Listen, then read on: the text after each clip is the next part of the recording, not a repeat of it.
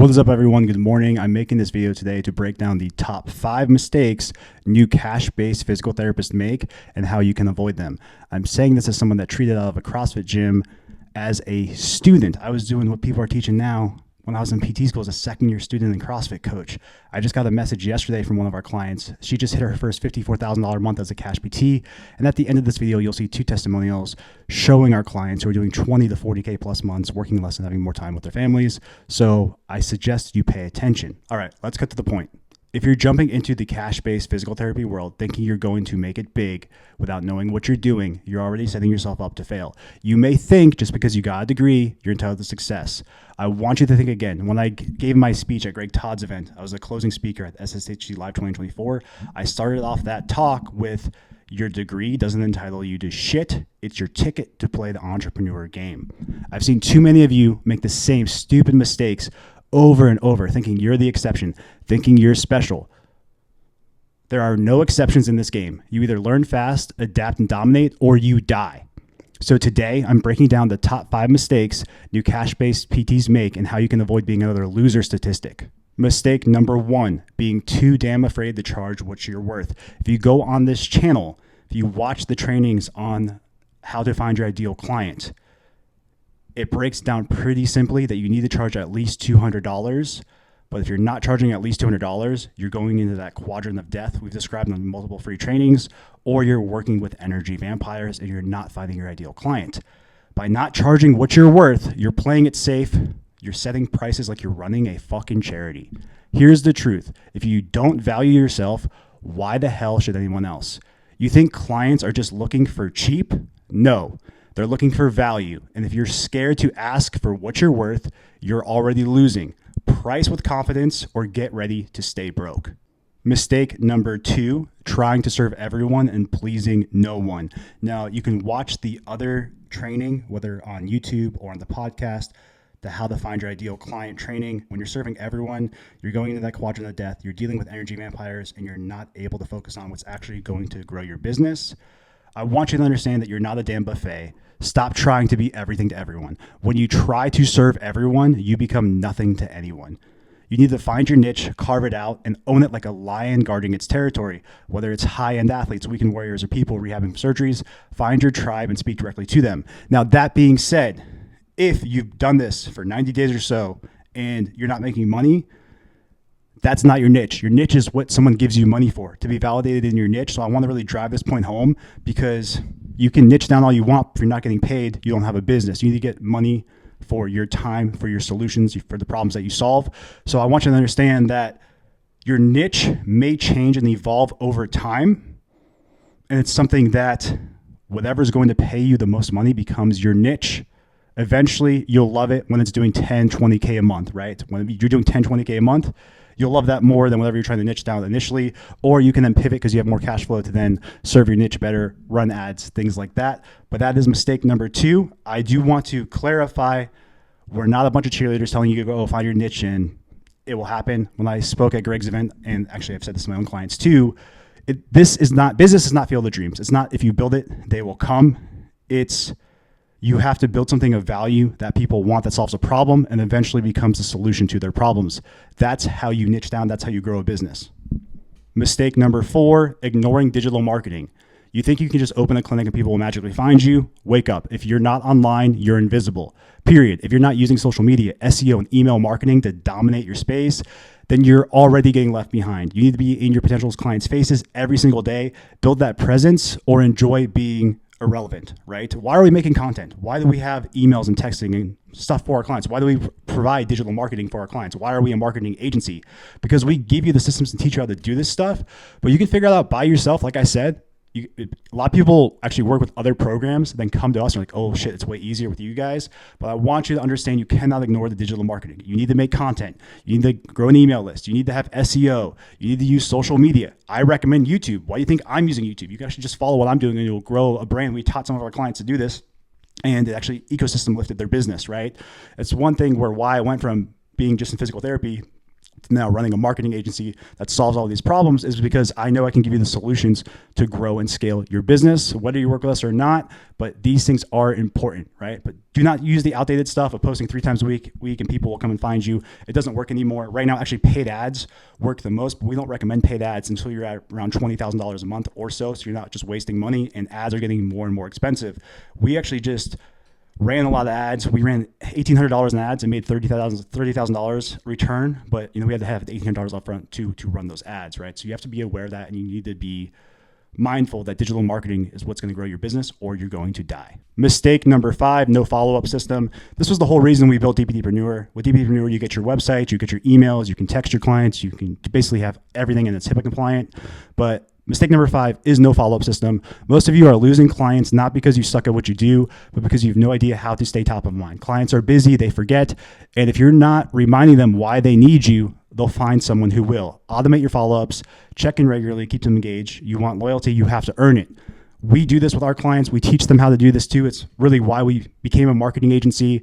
Is we realized people were piecemealing everything together from Kajabi, ClickFunnels, ActiveCampaign, ConvertKit, all this other shit before we actually built DPTpreneur. And the reason for that is we want to be the solution for you to have the follow-up system. But I want you to keep in mind that even free content needs to be sold. Here's a recap of the 5 mistakes. Number 1, being too damn afraid to charge what you're worth.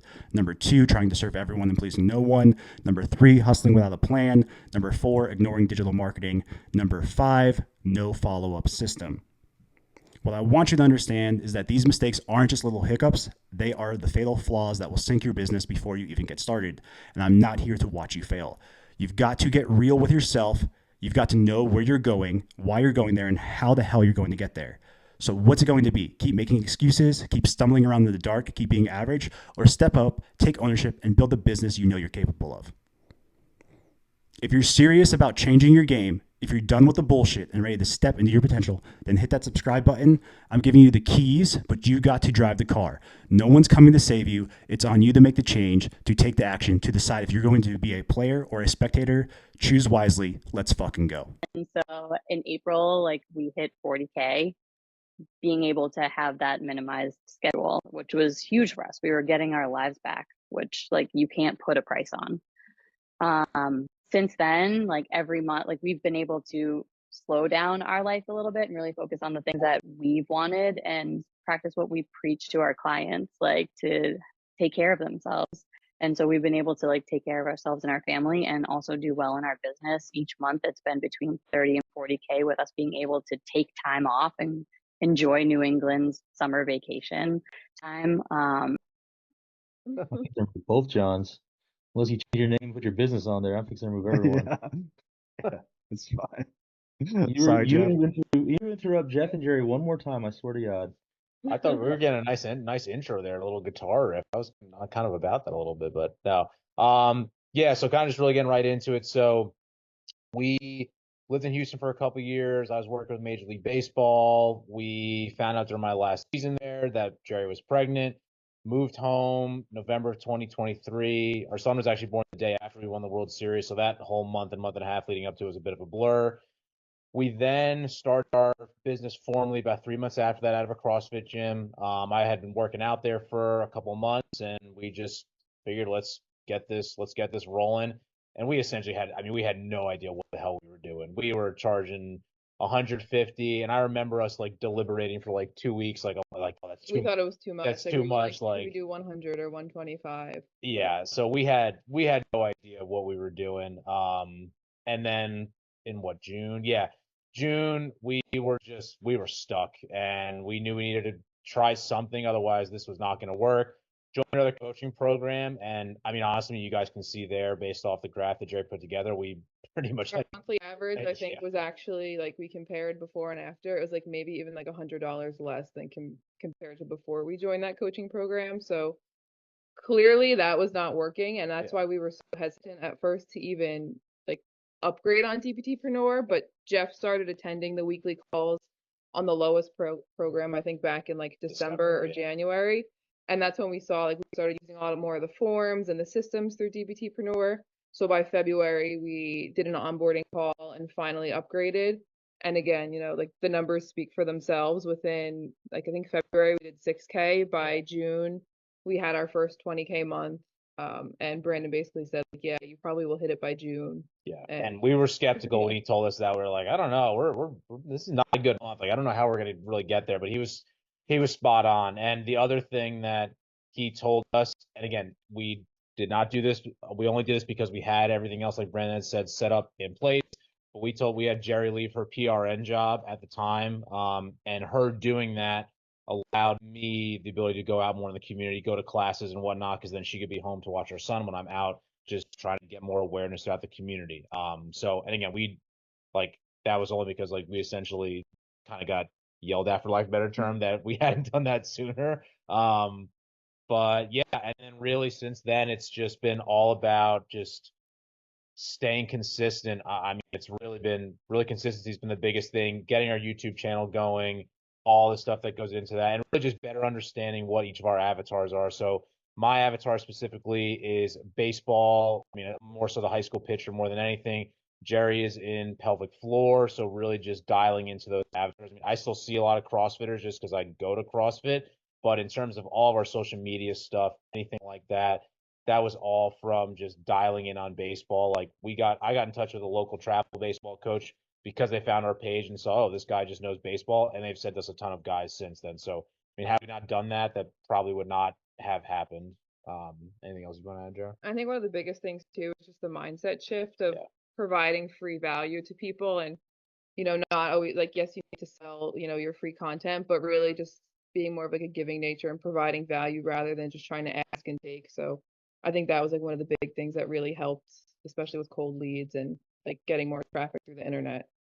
I think one thing I'll even say off of that, because Brandon talked about it last night, going from the problem to the solution.